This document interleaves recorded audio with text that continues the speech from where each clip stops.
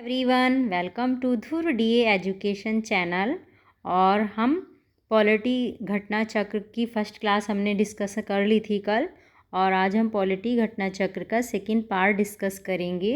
और कल के पार्ट से कुछ क्वेश्चंस रह गए थे, पहले तो मैं वो डिस्कस करूँगी आपके साथ, और फिर हम एक नया टॉपिक जिसमें हम आर्टिकल्स और शेड्यूल्स और कॉन्स्टिट्यूशंस के जितने भी पार्ट्स हैं 22, उन सब के क्वेश्चंस जल्दी रिवीजन करेंगे।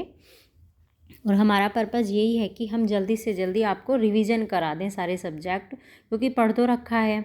जो तैयारी करने वाले हैं, जिनका एग्ज़ाम आ रहा है 2023 में, वो सब कुछ पढ़ चुके हैं ऑलरेडी।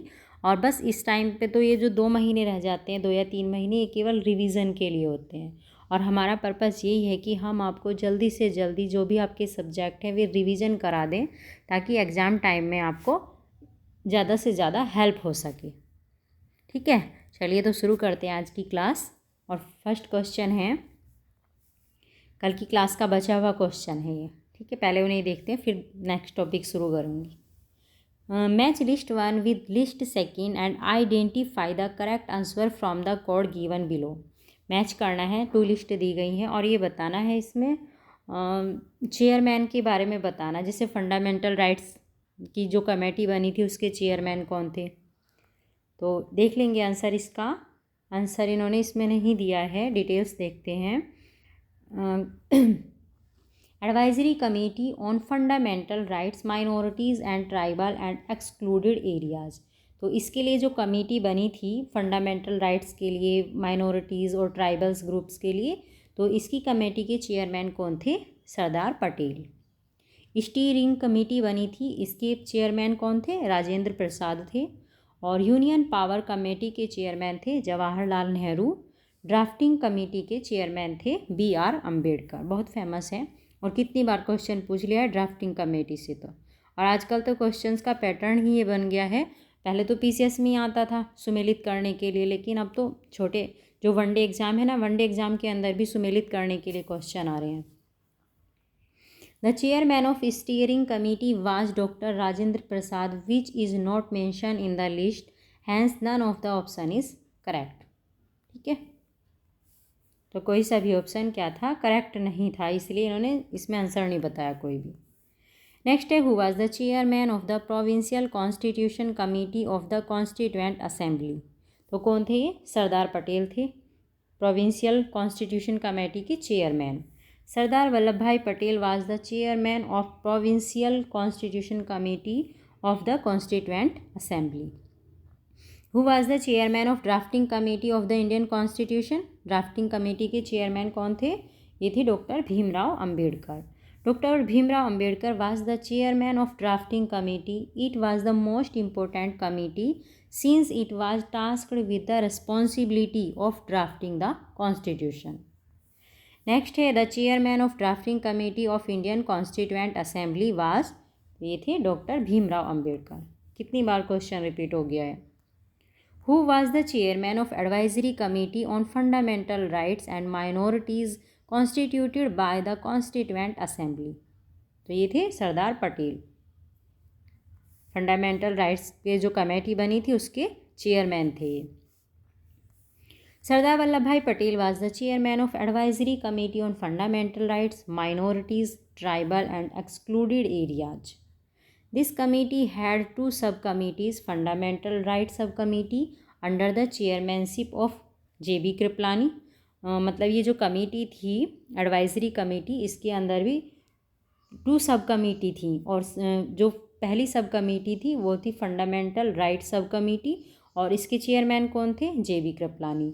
और दूसरी थी माइनॉरिटी सब कमेटी, और इसके चेयरमैन कौन थे? HC मुखर्जी। ठीक है, ये भी ध्यान रखना है दोनों का। The drafting committee of the constituent assembly under doctor BR Ambedkar had how many other members. तो इसमें थे कितने? 6 मेंबर्स थे। There were 6 other members in the drafting committee constituted under the chairmanship of BR Ambedkar. Drafting committee के chairman तो थे BR Ambedkar, लेकिन 6 इसमें अदर मेंबर्स भी थे।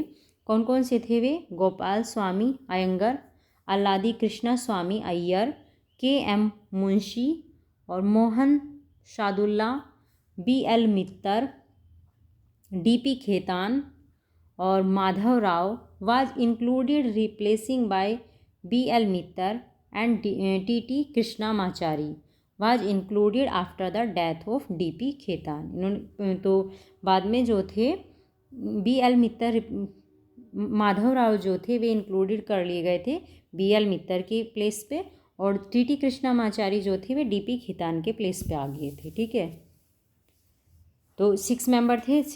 इनका सबका नाम ध्यान रखना है क्योंकि नाम आ जाता है मेल 4 5 वे दे देंगे आपको ऑप्शन और पूछ लेंगे मतलब which is not the member of drafting committee. ठीक है, तब उसमें से फाइंड करना पड़ेगा आपको, तो इसलिए सबका ही नाम ध्यान रखना है। और एक चीज़ और ध्यान रख लेंगे, ज़्यादातर तो नाम जो है वो कृष्ण जी के नाम पे रखे मिल रहे हैं इसके अंदर, जैसे गोपाला स्वामी होगी, गोपाल आ गया उसके अंदर, अल्लादी कृष्णा स्वामी अय्यर होगी, उसमें कृष्ण का नाम आ गया यहाँ पे, है ना। KM मुंशी होगी, मुंशी बंसी से रिलेटेड साउंड निकल रही है, तो ये भी कृष्ण से रिलेटेड लग रहे हैं, है ना। बस ये लग रहे हैं मोहम्मद शाहदुल्ला अलग, बाकी सारे तो माधव राय हुए और कृष्णामाचारी हुए, सब उनके नाम पे ही लग रहे हैं ना, तो इसलिए थोड़ा सा क्या कर लेंगे, थोड़ा सा मतलब ट्रिक्स ही लगा लेंगे याद रखने के लिए। ठीक है, बता दिया मैंने क्योंकि मैंने ऐसे याद करे थे इसलिए मैंने आपको बता दिया, बाकी आपकी मर्जी है जैसा आप याद रखना चाहो। Who among the following were the members of the drafting committee of the constitution. कौन थे ड्राफ्टिंग कमेटी के मेंबर्स, अब इसमें बताएंगे हम। गोपाला स्वामी थे, जवाहरलाल नेहरू नहीं थे, कहीं भी नाम नहीं आया है। अल्लादी कृष्ण स्वामी अय्यर ये भी थे, सरदार पटेल नहीं थे। ठीक है, तो आंसर क्या हो गया है 1 and 3। ठीक है, who amongst the following was not a member of the drafting committee of the chairman. कौन नहीं थे ड्राफ्टिंग कमेटी के मेंबर, कौन नहीं थे इनमें से, तो मोहम्मद शाहदुल्ला थे, यस। KM मुंशी ये भी थे, AK अय्यर ये भी थे, कौन नहीं थे, जवाहरलाल नेहरू नहीं थे, बाकी सब थे। ठीक है, the constituent assembly set up a drafting committee under the chairmanship of doctor Bhimrao Ambedkar on, कब सेटअप की थी ये 29 अगस्त 1947 को। On 29 August 1947 by a resolution drafting committee was formed under the chairmanship of Dr. Bhimrao Ambedkar to discuss and decide the form and structure of the constitution. Who was the constitutional advisor at the time of the formation of the constitution? तो ये थे BN Rao, ये constitutional adviser थे किस time पे, जब constitution formation हो रहा था, जब कॉन्स्टिट्यूशन हमारा बनाया जा रहा था, तब ये कौन थे एडवाइज़र, कॉन्स्टिट्यूशनल एडवाइज़र थे। BN राव की फुल फॉर्म क्या है, sir Benegal Narasimha Rau was appointed as the constitutional advisor during the formation of the constitution. Next question है, the first draft of the constitution was prepared by, किसके द्वारा प्रिपेयर किया गया था कॉन्स्टिट्यूशन का फर्स्ट ड्राफ्ट, तो ये थे BN Rai. The first draft of the constitution was prepared by the constitutional adviser BN Rau which was put before drafting committee for opinion, discussion and change in it. Original draft proposed by Mr. Rao included 243 articles and 13 schedules. ठीक है, next when did the constituent assembly adopt the national flag. National flag कब adopt किया था constituent assembly ने, कब किया था ये 22 जुलाई 1947 को। तो इसका आंसर क्या हुआ, ए आंसर हुआ। The national flag of India was adopted during the 4th session of the constitution assembly on 22 July 1947।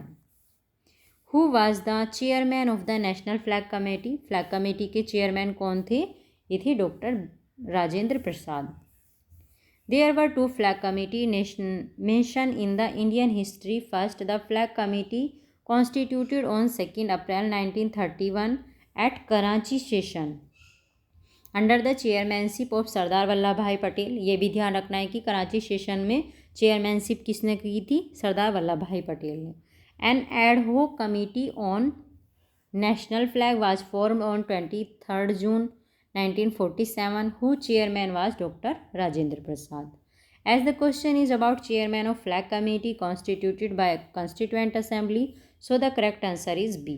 JB Kripalani was neither chairman NOR A member of any flag committee. ठीक है, JB Kripalani नहीं थे।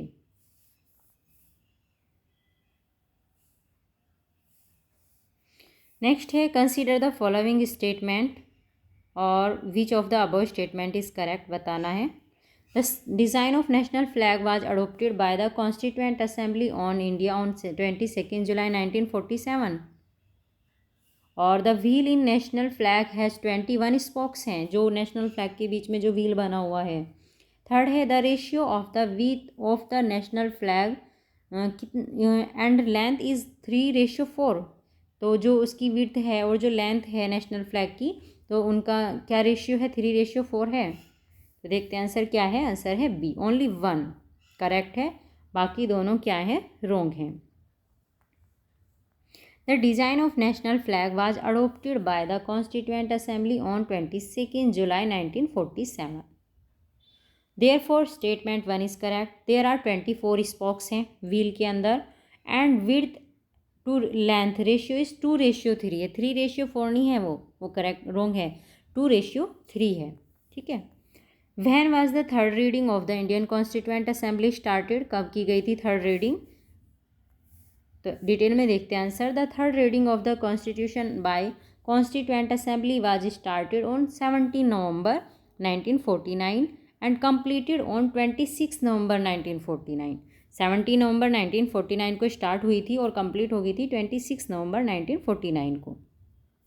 Option में कोई भी answer नहीं दिया है, इसलिए इनमें से कोई सा भी नहीं है इसका आंसर। ठीक है, चलिए नेक्स्ट है the constitution of India was completed on, कब कंप्लीट कर लिया गया था कॉन्स्टिट्यूशन इंडिया का, तो ये 26 नवंबर 1949 को।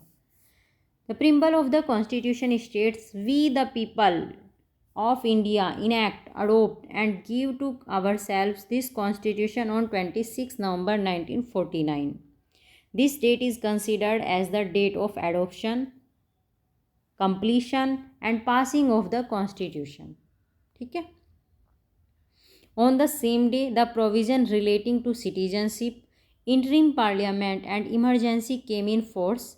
Rest of the provisions came into effect on 26 January 1950. Thus 26 January 1950 is considered as enforcement date of the constitution. जो कुछ पार्ट था कॉन्स्टिट्यूशन का वो तो 26 नवंबर 1949 को कर लिया गया था, एक्सेप्ट कर लिया गया था, जारी किया गया था, है ना। और बाकी जो पार्ट बचा था वो 26 जनवरी 1950 से क्या हो गया था, एनफोर्समेंट हो गया था, मतलब लागू हो गया था संविधान हमारा। ठीक है, कुछ पार्ट तो हो गया था 26 नवंबर 1949 को, और जो बचा हुआ पार्ट था, ज़्यादातर जो पार्ट बचे हुए थे वे 26 जनवरी 1950 को ही लागू हुए थे। ठीक है। नेक्स्ट है Indian constitution was adopted by the constituent assembly on, तो ये 26 नवंबर 1949 को अडोप्ट किया गया था और कंप्लीट अडोप्ट किया गया था 26 जनवरी 1950 को। The constitution of India was adopted on which date, कब अडोप्ट किया गया था ये, 26 नवंबर 1949। Constitution of India came into force, कब आया था फोर्स में, 26 जनवरी 1950। अच्छा, एक ये पॉइंट ध्यान रखेंगे हम, वो मैंने ऊपर आपको बता दिया है कि पूरा मैंने वो तो ये बताया है आपको कि कुछ जो पार्ट था उसका तब लागू कर दिया गया था 26 नवंबर 1949 को, है ना। बाकी जो बचा हुआ पार्ट था वो 26 जनवरी 1950 से यहाँ अडोप्ट कर लिया गया था, मतलब फोर्स में आ गया था। लेकिन ये क्वेश्चन पूछ रहे हैं इन्होंने, पहले जो क्वेश्चन पूछा ये पूछा है इन्होंने कि कब अडोप्ट किया गया था, तो कॉन्स्टिट्यूशन जो है हमारा वो 26 नवंबर 1949 को अडोप्ट किया गया था, और फोर्स में कब आया था ये, 26 जनवरी 1950 को। ठीक है, इन दोनों डेट का ध्यान रखेंगे बिल्कुल। Mention the correct date of the last meeting of the constituent assembly of India. Last meeting बतानी है कॉन्स्टिट्यूएंट असेंबली की इंडिया में, तो यह है 24 January 1950। The constituent assembly completed the task of drafting a constitution in 2 years 11 months 18 days। The last session was held on 26 नवंबर 1949 को last session हुआ था इसका। और कौन सा था, 11th सेशन था, ठीक है, ये भी ध्यान रखेंगे कौन सा था, 11th। Apart from these 11 session the constituent assembly remet on 24 January 1950 when the members signed the constitution of India, ठीक है, साइन कर दिए थे मेंबर्स ने कॉन्स्टिट्यूशन, इंडिया की कॉन्स्टिट्यूशन पे कब, 24 जनवरी 1950 को। January 26 was selected as the date of inauguration of the constitution because 26 जनवरी की डेट को क्यों सेलेक्ट किया गया था कॉन्स्टिट्यूशन के इनॉग्यूरेशन के लिए, तो आंसर है इसका A, the Congress had observed it as the independence day in 1930, क्योंकि इस दिन कांग्रेस ने 1930 में इसी दिन को इंडिपेंडेंस डे के लिए ऑब्जर्व किया था। The Purna Swaraj Declaration was promulgated by the Indian National Congress in Lahore session. दिसंबर 1929 में हुआ था Lahore session, where Congress asked people of India to observe 26 January as Independence Day.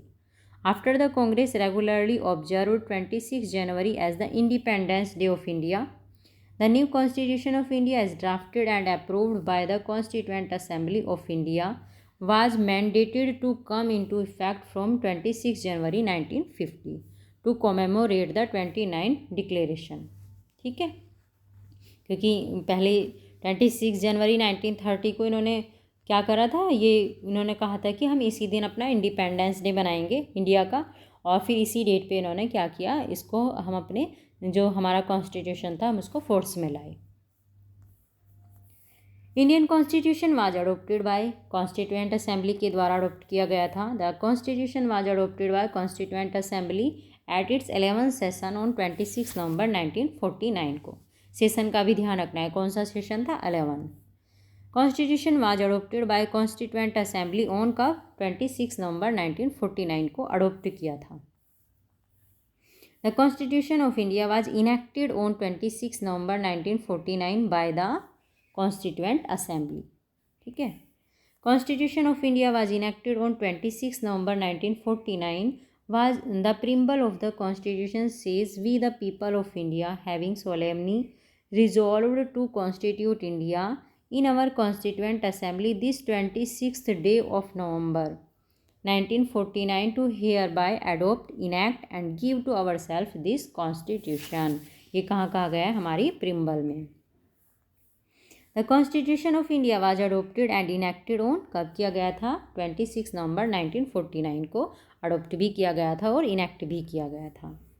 Constitution day of India is celebrated on, कब celebrate करते हैं हम constitution day, 26 नवंबर को, क्योंकि इसी दिन हमने अडोप्ट किया था कॉन्स्टिट्यूशन को, तो इसी दिन हम कॉन्स्टिट्यूशन डे सेलिब्रेट करते हैं।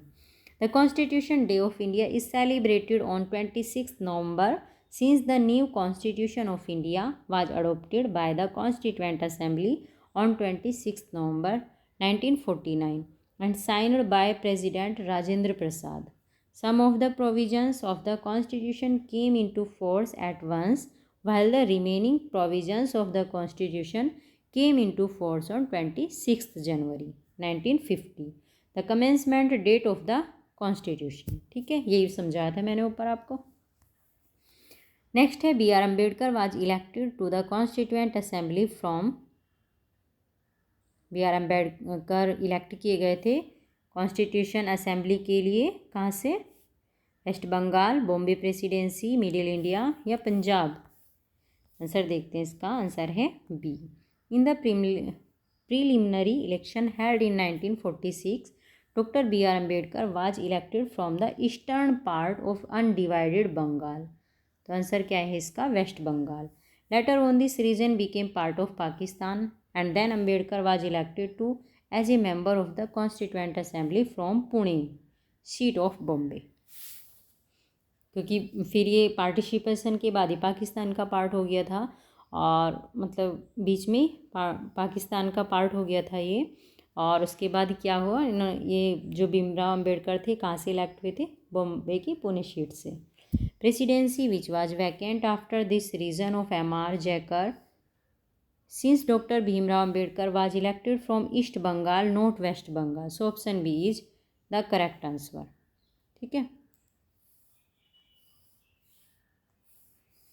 Year of birth and death of doctor Bhimrao Ambedkar, कब हुई थी इनकी डेथ, इनका बर्थ कब हुआ था? इनका बर्थ हुआ था 1891 में और डेथ हुई थी 1956 में।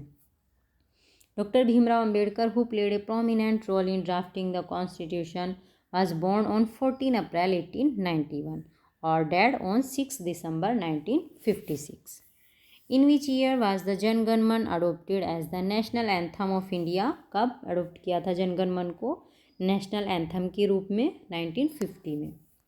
The Constituent Assembly accepted Jan Gan Man as the national anthem of India on 24 January 1950.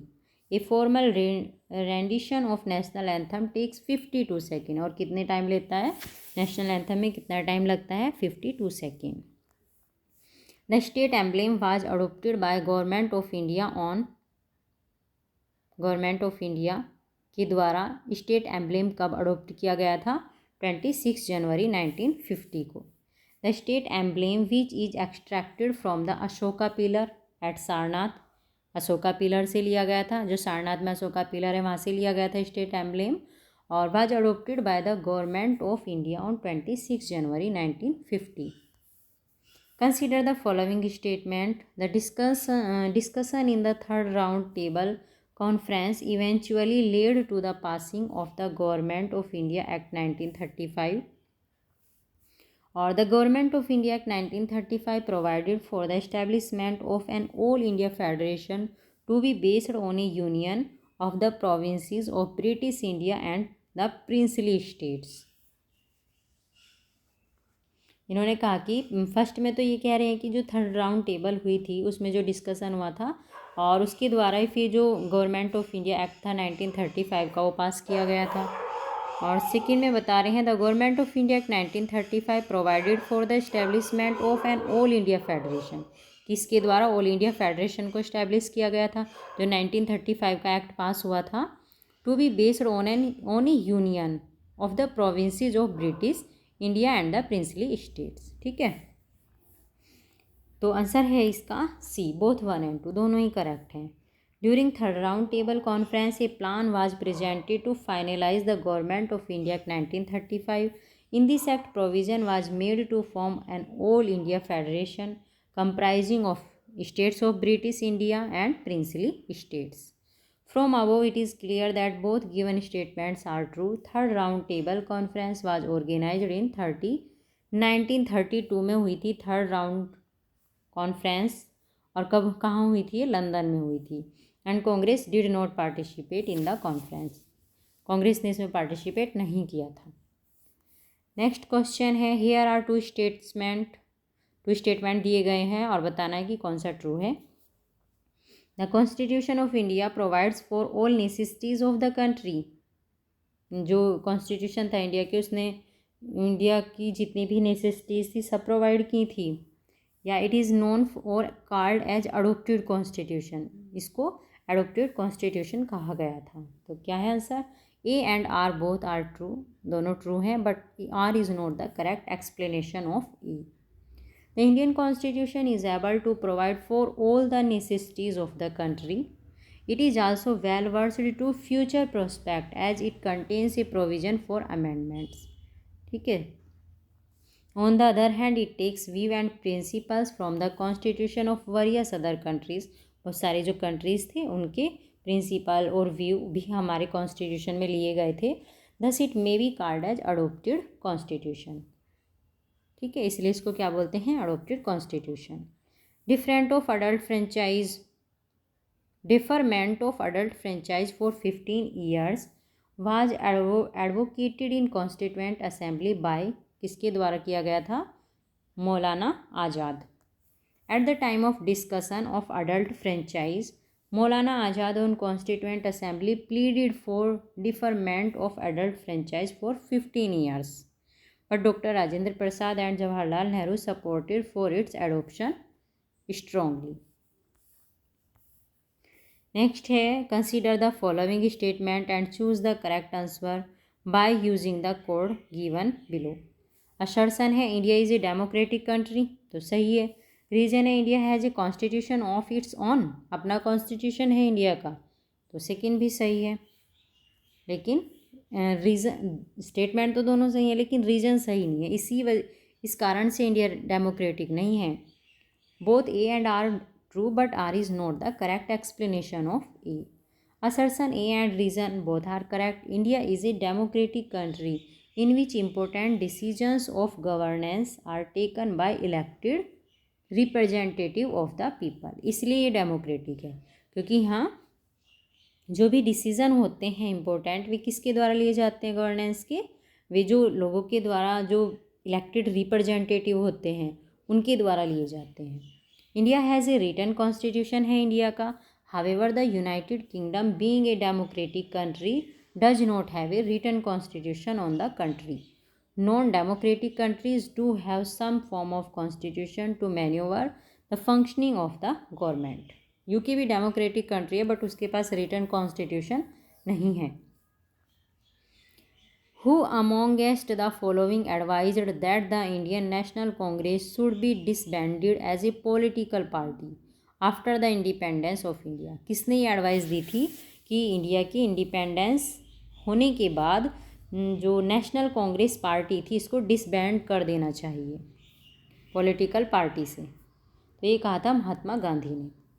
Mahatma Gandhi suggested that Indian national Congress was formed only for achieving independence and should be disbanded as a political party. इन्होंने कहा था कि ये केवल independence को achieve करने के लिए बनाई गई थी और अब इसको as a political party disband कर देना चाहिए। Who was the president of Indian national Congress at the time of partition of India? कौन थे इंडियन नेशनल कांग्रेस के प्रेसिडेंट जब पार्टीशन हुआ था इंडिया का? तो ये थे Maulana Abul Kalam Azad. JV. Kripalani was the president. Oh sorry answer है इसका जे.वी. कृपलानी, ठीक है, मौलाना अबुल नहीं थे, जे.बी. कृपलानी थे। JB. Kripalani was the president of Indian national Congress at the time of partition of India. Next है in their nationalist reaction the founding fathers of Indian constitution tended to minimise the importance of minority interest and emotions. This view is created to किसके लिए? Ivor Jennings. The above comment was made by किसके द्वारा दिया गया था? Sir Ivor Jennings on the provision for protection of minorities in Indian constitution. Next है constituent assembly was Congress and Congress was India. Who said this? किसने कहा था ये? ऑस्टिन ने कहा था कि constituent assembly constituent assembly Congress थी और कांग्रेस इंडिया थी। किसने कहा था? ऑस्टिन ने। Who said India is a quasi federal state? किसने कहा था? केसी वियर ने इंडिया को क्वासी फेडरल स्टेट कहा था। Who in the beginning presented the idea of Indian constituent assembly in pre independence day? किसने दिया था इंडियन कॉन्स्टिट्यूएंट असेंबली का आइडिया? ये दिया था एम.एन. रॉय ने। The idea of constituent assembly was put forward the first time by M N. Roy in year 1934. The first formal demand for the Constituent Assembly was made by Swaraj Party at a conference in Ranchi held on May 1934. ठीक है, इन्होंने Swaraj party को क्या करा था? इनके द्वारा ही Swaraj party बनाई गई थी एम.एन. रॉय के द्वारा, ठीक है, रांची कॉन्फ्रेंस में। It is an arrangement by free will be terminated by free will. The above statement of Pandit Nehru refers to which of the following? तो ये किस लिए कहा गया था पंडित नेहरू के द्वारा? कब दिया गया था statement? The above statement of Pandit Nehru refers to India's association with the commonwealth of nations. ठीक है। How many women members were there in the Indian constituent assembly? कितनी वोमेन थी? तो 15 वोमेन थी कॉन्स्टिट्यूएंट असेंबली में। The total number of women members in the constituent assembly was 15. They were Ammu Swaminathan और any मैस्कैरिन, Sarojini Naidu और दक्षियायनी वैलियायुधन और D Durgabai Deshmukh, Hansa Mehta, कमला चौधरी, लीला रॉय, मालती चौहान, राजकुमारी अमृत कौर और रेणुका रॉय, पूर्णिमा बनर्जी, बेगम एजाज रसूल, सुचेता कृपलानी और विजय लक्ष्मी पंडित। ये 15 वुमेन थी कॉन्स्टिट्यूएंट असेंबली में। ठीक है, नाम पढ़ लेंगे एक दो बार इनका तो ध्यान रह जाएगा। Who speaks of India's self reliant social system, the rural system in India's is a tiny republic. तो ये था चार्ल्स मेटकॉफ।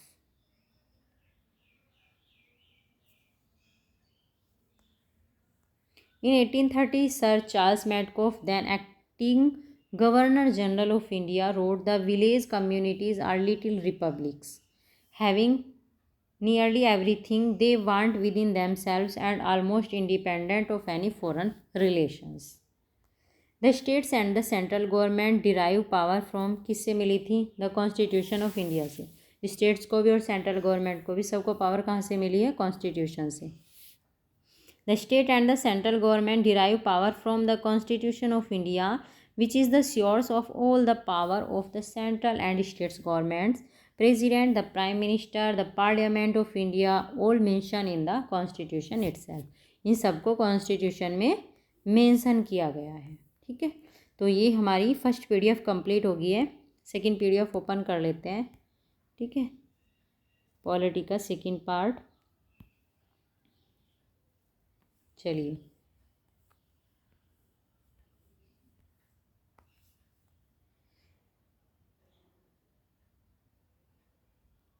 फर्स्ट क्वेश्चन है इसमें हम डिस्कस करेंगे कि कॉन्स्टिट्यूशन के क्या क्या सोर्स रहे हैं, कहाँ कहाँ से कॉन्स्टिट्यूशन में क्या क्या लिया गया है।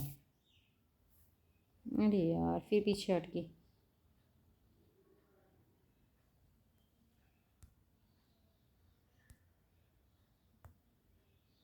ठीक है, चलिए, फर्स्ट क्वेश्चन है the idea of preamble has been borrowed in India constitution from the constitution of. कहाँ से लिया गया है प्रिम्बल का आइडिया? ये लिया गया है USA से। The idea of the preamble was borrowed from the constitution of United States, whereas the language of preamble was borrowed from the constitution of Australia. Preamble का आइडिया तो लिया है USA से, लेकिन जो प्रिम्बल में लैंग्वेज यूज़ की गई है वो कहाँ से ली गई है? ऑस्ट्रेलिया से। ठीक है, नेक्स्ट क्वेश्चन है the concept of a union of states in the Indian constitution has been derived from. कहाँ से लिया गया है? ए यूनियन ऑफ स्टेट्स, मतलब यूनियन ऑफ स्टेट्स का आइडिया जो है, कंसेप्ट जो है, कहाँ से लिया है हमने? The British North American act से। The concept a union states in the Indian constitution has been derived from the British North American act 1867. According to Article 1 of the Indian Constitution, India, that is Bharat, shall be a union of states. ठीक है, ये हमारे article 1 में कहा गया है India के लिए। According to Constituent Assembly Debates Volume 7, the drafting committee considers the following the language of the British North American Act 1867. It would not be appropriate to describe India as union, although its constitution may be federal in structure. ठीक है, next है in Indian political system which one is supreme. कौन supreme है Indian political system में? तो ये है constitution. India का कॉन्स्टिट्यूशन सुप्रीम है। Constitution is supreme in Indian political system. The constitution of India is the supreme law of India. It lays down the framework defining fundamental political principles, establishes the structure, procedures, powers and duties of government institutions and sets out fundamental rights, directive principles and the duties of the citizens. सब किसके अंदर दिया है? Constitution के अंदर बताया है। The concept of judicial review in India has been adopted from the constitution of। कहाँ से लिया गया है? किसके कॉन्स्टिट्यूशन से लिया गया है? जुडिशियल रिव्यू का कंसेप्ट ये है USA। The concept of judicial review in Indian Constitution has been adopted from the Constitution of United States. Judicial review is the power of the courts to examine the actions of the legislative. Judicial review क्या है? ये court की power है और इसमें legislative, executive और administrative arms जो होती हैं गवर्नमेंट की, इनके एक्शन को एग्जामाइन किया जाता है। and to determine whether such actions are consistent with the constitution। और ये देखा जाता है कि जो इनके एक्शन हैं लेजिस्लेटिव, एग्जीक्यूटिव और एडमिनिस्ट्रेशन के, कि ये सभी कॉन्स्टिट्यूशन के अकॉर्डिंग सही है या नहीं है। Action judged inconsistent are declared unconstitutional and therefore null and void. अगर वे गलत होते हैं तो उनको नल एंड वॉइड दिया जाता है।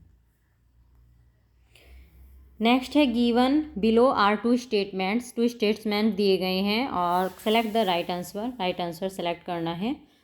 असर्शन है the scope of judicial review is limited in India.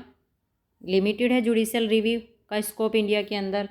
और रीज़न क्या दिया है, Indian constitution has some borrowed items. Indian constitution में कुछ बोरोड आइटम्स लिए गए हैं। आंसर क्या है, B. Both A and R correct but R is not the right explanation of A. The scope of judicial review is limited in India as decided in the Kesavananda Bharati case 1973। इस case की सन भी ध्यान रखना है, ठीक है। The basic structure doctrine forms the basis of power of Indian judiciary to review and strike down amendments to the constitution of India.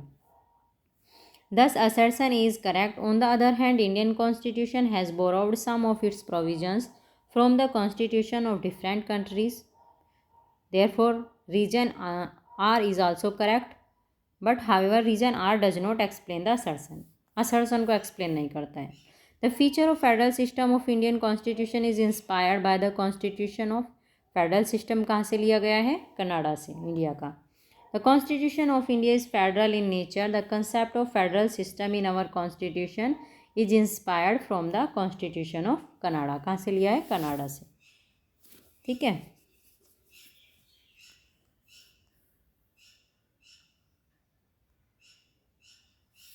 The Indian federalism is based on the pattern of which country? तो ये है Canada. The Indian parliamentary system is different from the British parliamentary system in that India has, जो India का parliamentary system है वो British के parliamentary system से अलग है। क्यों? The system of judicial review.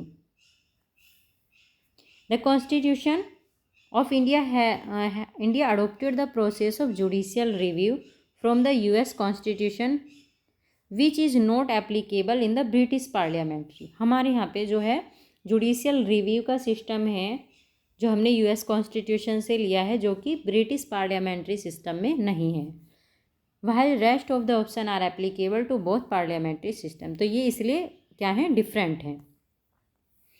Next question है the system of judicial review exist in, तो कहाँ से, इंडिया एंड यूएसए में है जुडिशियल रिव्यू का system. Which of the following characteristics is common between the federal system of India and America. Common characteristics बतानी है जो इंडिया की और अमेरिका के फेडरल सिस्टम में है।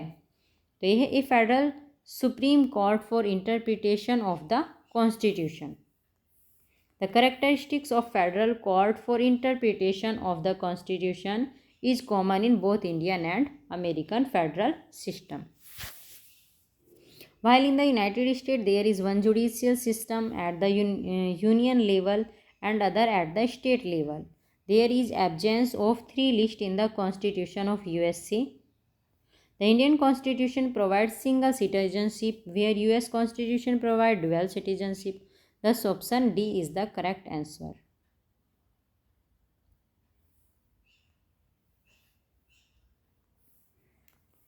चलिए नेक्स्ट क्वेश्चन है विच of the following statement is true. कौन सा करेक्ट है? The federal form of government is United states of America. तो बस ये करेक्ट है कि गवर्नमेंट की फेडरल फॉर्म है किसमें, यूनाइटेड स्टेट में। सेंटर में गवर्नमेंट अलग है और स्टेट में सबकी गवर्नमेंट अलग है। फेडरल सिस्टम में सेंटर और स्टेट में गवर्नमेंट का डिवीज़न रहता है। The government system of America is federal. The United States of America is a federal republic consisting of 50 states. However, India is a union of 28 states and 8 union territories. Article 1 of Indian Constitution declares it as the union of states. A federal government is one in which there is division of power between the central government and the state government. By the Constitution itself, the both operate in their respective jurisdiction independently. Some of the Constitution experts call the Indian Constitution having unitary nature because at the time of emergency it provides a strong center, but the reality is that Indian constitution is of federal nature having some unitary features. ठीक है, तो federal system समझ में आ गया क्या होता है। इसमें पावर जो है वो सेंटर और स्टेट में दोनों में बटी हुई होती है। और नॉर्मल सिचुएशन में तो सेंटर अलग मतलब सेंटर काम करता रहता है, लेकिन स्टेट में वो इंटरफेयर नहीं करता है स्टेट के काम में। बट अगर इमरजेंसी की सिचुएशन बनती है तो सारी जो पावर है वो किस में हो जाती है, सेंटर में आ जाती है, फिर स्टेट कुछ नहीं कर पाते हैं। ओके, तो इन्होंने कहा है कि कुछ फीचर जो हैं इसके अंदर इंडियन कॉन्स्टिट्यूशन में यूनिटरी फीचर्स भी हैं, बट मोस्टली फेडरल सिस्टम है। नेक्स्ट है concurrent list included in Indian constitution is given by. कहाँ से लिया हमने कनकरेंट लिस्ट का सिस्टम, तो ये लिया है ऑस्ट्रेलिया से। The concurrent list is borrowed from the constitution of Australia. In this list those items are included on which both union and state have right to make law. इस पे union भी और state भी दोनों law बना सकते हैं। It is in the 7th schedule of the constitution. 7th schedule में है ये। विच ओरिजिनली इंक्लूडेड 47 आइटम, और इसके अंदर 47 आइटम है। Now increase to 52 items as item number 11A, 17A और 17B, 20A, 33A वर एडिड थ्रू अमेंडमेंट्स। अब इसमें 52 आइटम्स हो गए हैं और ये सारे अमेंडमेंट करके इन सबको इसमें ऐड कर दिया गया है। ठीक है, the idea of concurrent list in the Indian constitution has been borrowed from. कहाँ से बोरो किया गया है, ऑस्ट्रेलिया से बोरो किया गया है।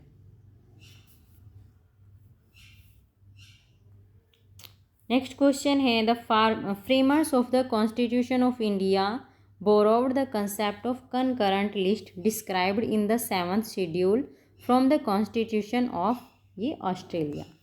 The concept of concurrent list in the constitution of India was borrowed from the constitution of Australia. कई बार क्वेश्चन रिपीट हो रहा है ये भी।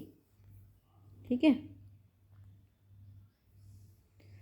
अब है the concept of directive principle of the state policy in the Indian constitution has been adopted from the constitution of DPSP। कहाँ से लिए गए हैं, आयरलैंड के कॉन्स्टिट्यूशन से। The inclusion of DPSP directive principle of state policy in the Indian constitution is inspired by the directive principles given in the constitution of Ireland. ठीक है, these provisions are mention in part 4 में mention किए गए हैं और article 36 से article 51 तक हैं of the constitution. The directive principle of state policy are not enforceable in a court of law. ये कोर्ट ऑफ लॉ मतलब एनफोर्सेबल नहीं है, ये इनके लिए पनिशमेंट नहीं दिया जा सकता है। But the principles laid down there are considered fundamental in the governance of the country, making it the duty of the state to apply these principles in making law to establish a just society in the country। ये state की duty है कि वे इसको इनके ऊपर law बना के इनको लागू करवाएं। ठीक है, Indian constitution has taken a certain feature of the constitution of other countries which country has contributed to the framing of the directive principles of the state policy. ये है Ireland. In giving representation of talent, experience and service in the composition of the Council of States, the constitution makers of India were influenced by the example of Irish Republic. Concept of formation of Rajya Sabha by representation to talent, qualification, experience and service is influenced by the Irish Republic. Rajya Sabha में 12 जो members होते हैं वे किए जाते हैं ना nominate, talent के आधार पे, क्वालिफिकेशन, सर्विस, इन सब के आधार पे। तो ये सब कहाँ से लिया गया है, ये आयरिश रिपब्लिक से। ठीक है, नेक्स्ट क्वेश्चन है match list 1 list 2 and give correct answer by using the code given below. Match करना है। फंडामेंटल राइट कहाँ से लिए गए हैं, USA से, और पार्लियामेंट्री सिस्टम UK से लिया है। ठीक है, और डायरेक्टिव प्रिंसिपल ऑफ स्टेट्स ये हमने आयरलैंड से लिए हैं DPSP, और इमरजेंसी प्रोविज़न कहाँ से लिया है, जर्मनी से। कनाडा से क्या लिया है हमने, कनकरेंट लिस्ट नहीं, वो तो ऑस्ट्रेलिया से लिए। कनाडा से हमने फेडरल सिस्टम लिया है। ठीक है, ध्यान रखेंगे। और इसका आंसर है C। Fundamental right United state, parliamentary any system great Britain, और इमरजेंसी प्रोविज़न जर्मनी से लिया है। वेमर कॉन्स्टिट्यूशन बोलते हैं जर्मनी की कॉन्स्टिट्यूशन को, और डीपीएसपी ये आयरलैंड से लिया है। मैच करना है लिस्ट 1 को लिस्ट 2 से। कौन सा कॉन्स्टिट्यूशनल प्रोविज़न कहाँ से लिया है, तो फंडामेंटल राइट यूएस से, ठीक है, और डीपीएसपी आयरिश, और कैबिनेट गवर्नमेंट ब्रिटिश से लिया गया है, और यूनाइटेड यूनियन स्टेट रिलेशन ये लिए हैं हमने कनाडा से। तो इसका आंसर क्या हो गया है, आंसर हो गया है डी।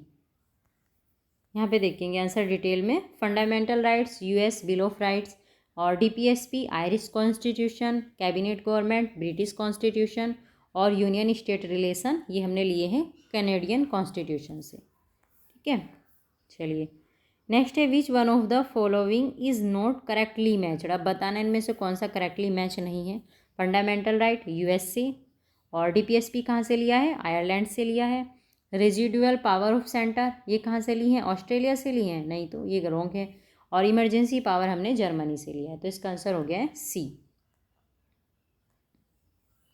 जो ये रेजिडुअल पावर जो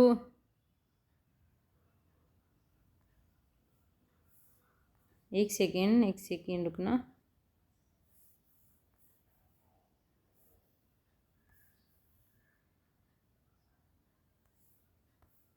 ठीक है चलो नेक्स्ट क्वेश्चन है। मैच करना है लिस्ट 1 को लिस्ट 2 से, और इसमें देखना है कौन सा प्रोविज़न कहाँ से लिया है। इसका आंसर है डी। डिटेल में देख लेते हैं आंसर। रूल ऑफ लॉ लिया है हमने इंग्लैंड से। प्रोसीजर इस्टेब्लिश्ड बाय लॉ ये जापान से लिया गया है। और reserving of bill bye governor for president's consideration ये कनाडा से लिया है। प्रेजिडेंट की कंसिडरेशन के लिए गवर्नर के द्वारा जो बिल रिजर्व कर लिया जाता है उसको हमने लिया है कनाडा से। और कनकरेंट लिस्ट ली है ऑस्ट्रेलिया से। नेक्स्ट मैच करना है लिस्ट 1 को लिस्ट 2 से। डीपीएसपी डिटेल में देख लेते हैं इसका आंसर भी, ठीक है। मैच करना है कौन सा श्योर्स कहाँ से लिया, तो डीपीएसपी हमने आयरलैंड से लिया है, वैसे इसका आंसर क्या है, डी है, ठीक है। और फंडामेंटल राइट्स यूएसए से लिए हैं। Concurrent list for union state relations Australia. India is the union of states with greater power to the union ये है कनाडा, फेडरल सिस्टम बोलते हैं जिसको। The idea of fundamental rights was borrowed from the constitution of USA. Fundamental right कहाँ से लिया है, USA से। The concept of fundamental duties has been taken from. अब फंडामेंटल ड्यूटी कहाँ से ली हैं, ये रसियन कॉन्स्टिट्यूशन से ली हैं। The concept of fundamental duty is inspired from Russian constitution and was added in our constitution by 42nd Amendment Act 1976। ये date और time भी ध्यान रखना है। The recommendation for fundamental duty was made bye स्वर्ण Singh committee, इसके द्वारा ये रिकमेंड की गई थी। The constitution of India has become the longest one. India का जो कॉन्स्टिट्यूशन है वो लॉन्गेस्ट है। और the chapter of fundamental rights has been borrowed from the model of American constitution. ये अमेरिकन जो फंडामेंटल राइट का जो चैप्टर है वो कहाँ से बोरो किया है, अमेरिकन कॉन्स्टिट्यूशन से। तो क्या है इसका आंसर, आंसर तो दोनों ही करेक्ट है, लेकिन आंसर बी है, लेकिन रीजन करेक्ट नहीं है। The Indian constitution is the longest written constitution of the world. Originally it had 22 parts, 395 articles हैं इसके अंदर और 8 शेड्यूल्स हैं। The chapter on fundamental right has been borrowed from the USA, but this is not the only reason responsible for lengthy constitution. ठीक है, ये इसका reason नहीं है कि ये इसलिए लेंदी है। This assertion A and reason R both are correct, but R does not explanation of A. ठीक है, the concept of fundamental right as incorporated in the Indian Constitution has been adopted from United States of America। ठीक है, fundamental right USC। fundamental right have been incorporated in part 3। part 3 में है fundamental right और article 12 से 35 तक है। ये भी ध्यान रखना है कौन से पार्ट में है, कौन से आर्टिकल में है। This provision has been borrowed from the constitution of United States से लिए गए हैं। और it include right to equality article 14 to 18, right to freedom article 19 to 22 तक है, राइट अगेंस्ट एक्सप्लॉइटेशन आर्टिकल 23 से और 24 तक है, राइट टू फ्रीडम और रिलीजन ये है आर्टिकल 25 से 28 तक, culture and educational right article 29 से 30 तक है। राइट टू कॉन्स्टिट्यूशनल रेमेडीज ये आर्टिकल 32 में है। The post of vice president and independence of judiciary has also been taken from the constitution of United State of America. जो vice president की post है और जो जुडिशियरी की इंडिपेंडेंस है वो भी हमने यूएसए से ही ली है। ठीक है, चलिए next idea of fundamental right is adopted from the constitution of fundamental right कहाँ से आए हैं? अमेरिका से आए हैं। Who was the first nominated deputy chairman of the constituent assembly? कौन थे कॉन्स्टिट्यूएंट असेंबली के डिप्टी चेयरमैन? कौन थे? Frank Anthony. Frank Anthony was first nominated deputy chairman of the constituent assembly. He established all India Anglo Indian association in 1942 में इन्होंने इसको establish किया था। He served as a nominated member of the Lok Sabha for 7 terms between 1950 and 1992। ठीक है, 1950 से 1992 तक ये 7 बार कितना रहे लोकसभा के मेंबर भी रहे हैं। नेक्स्ट क्वेश्चन है the tradition of written constitution began from which of the following countries? तो ये है अमेरिका। रिटन कॉन्स्टिट्यूशन का जो ट्रेडिशन है वो कहाँ से फॉलो किया है हमने? अमेरिका से फॉलो किया है।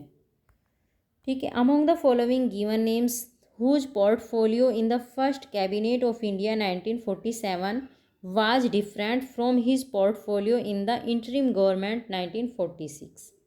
तो बताना है कि मैच करना है कौन कौन थे, मतलब पहले जो 1947 में जो कैबिनेट थी इंडिया की उसको देखना है और 1946 में जो इंटरिम गवर्नमेंट का जो पोर्टफोलियो था ये बताना है, इसमें अलग डिफरेंट देखना है। तो इसमें ओनली 3 डिफरेंट है, बाकी जगजीवन राम, राजेंद्र प्रसाद और सरदार वल्लभ भाई पटेल ये इंटरिम गवर्नमेंट में भी थे और ये फर्स्ट कैबिनेट ऑफ इंडिया जो थी 1947 उसमें भी थे। Portfolio in the interim cabinet is followed. Food and agriculture ये तो कौन थे? डॉक्टर राजेंद्र प्रसाद थे इनके चेयरमैन। और लेबर से रिलेटेड थे जगजीवन राम। डिफेंस से रिलेटेड थे सरदार बलदेव सिंह और वर्क माइंस एंड पावर से रिलेटेड थे Bhabha. Portfolio in the first cabinet of independent India is as follow. Food and agriculture doctor Rajendra Prasad थे। देखो अच्छा इसमें ये कहा गया है पहले भी food and agriculture doctor Rajendra Prasad ji के पास था और इसमें भी जो फर्स्ट कैबिनेट हुई थी इंटरिम गवर्नमेंट में भी उनके पास ही था और फर्स्ट कैबिनेट में भी इनके पास ही था फूड एंड एग्रीकल्चर का एरिया। फिर डॉक्टर डिफेंस सरदार वल्लभ भाई पटेल के पास था बलदेव सिंह के। ठीक है, डिफेंस के चेयरमैन कौन थे? सरदार बलदेव सिंह थे यहाँ भी, और यहाँ भी डिफेंस के चेयरमैन सरदार बलदेव सिंह थे। लेबर के चेयरमैन कौन थे? जगजीवन राम थे यहाँ भी इंटरिम गवर्नमेंट में भी, और फर्स्ट कैबिनेट में भी लेबर के चेयरमैन कौन थे? जगजीवन राम थे। बाकी वर्क माइंस के चेयरमैन कौन थे इंटरिम गवर्नमेंट में? CH भाभा थे। और फर्स्ट कैबिनेट में कौन थे? फर्स्ट कैबिनेट में जो कॉमर्स के चेयरमैन बन गए थे CH भाभा। तो CH भाभा ही इन सब में डिफरेंट है, बाकी तीनों सिमिलर हैं इंटरिम कैबिनेट में भी और फर्स्ट कैबिनेट में भी। ठीक है, the portfolio of CH Bhabha in the first cabinet of independent India was different from his portfolio in the interim government, so the correct answer is an option D। ठीक है, तो टॉपिक कंप्लीट हो गया हमारा शॉर्ट्स ऑफ इंडियन कॉन्स्टिट्यूशन। जितने भी questions थे हमने इसके देख लिए और कल के पार्ट में जितने भी क्वेश्चन रह गए थे वो भी हमने सब क्विक रिवीजन उनका कर लिया है। अब हम डिस्कस करेंगे आर्टिकल्स के बारे में और शेड्यूल्स के बारे में। इनसे रिलेटेड जितने भी क्वेश्चंस हैं इसके अंदर उनका हम क्विक रिवीजन करेंगे। ठीक है, तो आज की क्लास यहीं स्टॉप करते हैं और बाकी जो आर्टिकल्स और ये शेड्यूल्स रही हैं आपकी ये मैं कल आपको कल जल्दी क्विक रिवीजन कराऊंगी इन सब का। ठीक है, और क्लास को ये है कि आप एक बार देख लेते हो तो मतलब इनका नोट्स मत बनाओ। अभी इतना टाइम तो नहीं है कि लिखने का टाइम नहीं है आपके पास में, जिसका भी जल्दी एग्ज़ाम आ रहा है। बस ये है कि हाँ आप इसको सुन सकते हो और 1.5x पे लगा लो, 2x पे लगा लो, फटाफट रिवीजन कर लो इन चीज़ों का। ठीक है, चलिए thank you so much watching for this videos.